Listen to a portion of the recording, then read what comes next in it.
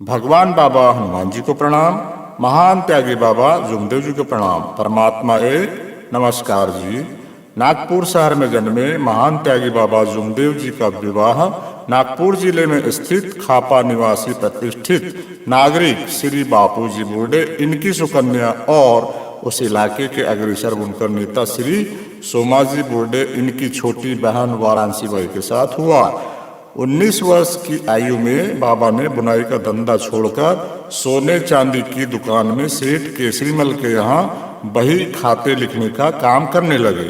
बाबा वह नौकरी सत्य को संभालने के लिए छोड़ दी और फिर से पुराना बुनाई का धंधा शुरू कर दिया।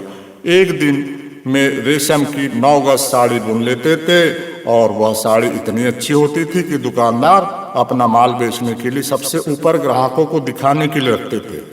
हैंडलूम धंधा कम होने लगा, इसलिए बाबा के बड़े साले श्री सोमाजी बुर्डे, इन्होंने बाबा को सोसाइटी में सुपरवाइजर की नौकरी दिलाई। कुछ दिन पश्चात उनकी चतुराई और महानता देखकर उन्हें सोसाइटी की ओर से गड्डी गोदाम नागपुर में चादर तैयार करने वाली मशीन की ट्रेनिंग के लिए भेजा गया। उनका ट्रेनिंग पूरा हुआ। पीली मार्बत नागपुर में सोसाइटी का एक कारखाना था। ट्रेनिंग के बाद में वह उस कारखाने में काम करने लगे। वहां पर भी उन्होंने अपनी होशियारी का प्रयोग किया। वे पूरी मशीन खोलकर फिर से फिटिंग कर लेते थे। वह भी नौकरी छोड़ दी और नागपुर महानगर पालिका के ठेकेदार का काम करना शुरू किया। 1976 में नागपुर शहर के दिघोरी नामक इलाके में महानगर पालिका की ओर से नहर खोदने का काम बाबा को ठेकेदारी में मिला था। उस काम में भी बाबा को बेईमानी दिखाई दी, इसलिए अपने स्वाभिमानी स्वभाव को बचाने के लिए बाबा ने वह नौकरी भी छोड़ दी।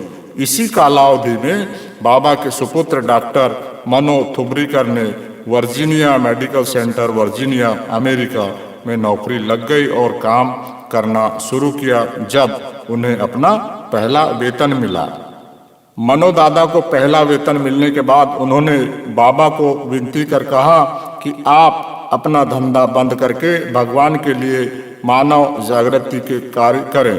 बाबा ने अपने पुत्र के कहने पर विचार किया और निर्णय लिया कि इस दुनिया में बेईमानी के युग में धंधा छोड़कर भगवान के प्रति मानव को जागृति का कार्य करना चाहिए, जिससे बेईमानों का नाश होगा।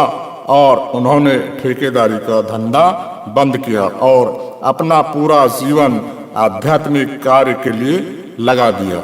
बाबा ने काम करते समय अपने मित्रों से कभी इसी प्रकार का खर्च करवाना पसंद नहीं किया। स्वयं के लिए बाबा ने सन 1976 से भगवत कार्य के लिए मानव को जगाने का कार्य स्वयं के गांव-गांव जाकर, चाहे गर्मी, सर्दी, बारिश, ठंडी की परवाह न करते हुए पैदल, साइकिल या बैलगाड़ी, जो जैसा साधन मिला उसे सफर कर मानव जागृति के कार्य निष्काम भावना से निरंतर किए।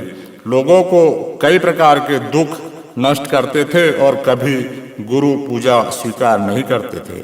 आत्मा का अनादर होता है, इसलिए कभी किसी को पैर छूने नहीं देते थे और यही शिक्षा इस मार्ग के सेवकों को भी दी है।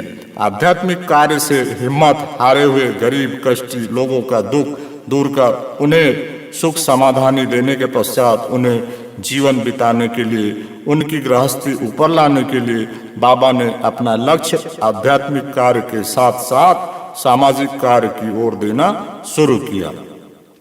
बाबा ने सहकारी तत्व पर आधारित बैंक, बहुउद्देशीय ग्राहक भंडार, दूध डेयरी, मानव मंदिर इत्यादि व स्वकष्टों से संस्थाएं निर्माण किया। उन्होंने कभी भी अपने गृहस्थी के लिए इन संस्थाओं का लाभ नहीं लिया। बाबा ने हमेशा आध्यात्मिक और सामाजिक कार्य के लिए काम किया है और अपने जैसे इस मार्ग के सभी सेवकों को स्वावलंबी बनाया है। इसलिए सभी सेवकों ने मिलकर बाबा को महान त्यागी उपाधि से नवाजा। बाबा ने अपने गृहस्थ जीवन में गृहस्थी को संभालते हुए परमार्थ साध्य किया। अगर आपने अभी तक इस चैनल को सब्सक्राइब नहीं किया है तो सब्सक्राइब कर दे और ज़्यादा से ज़्यादा लोगों तक शेयर करें। नमस्कार जी।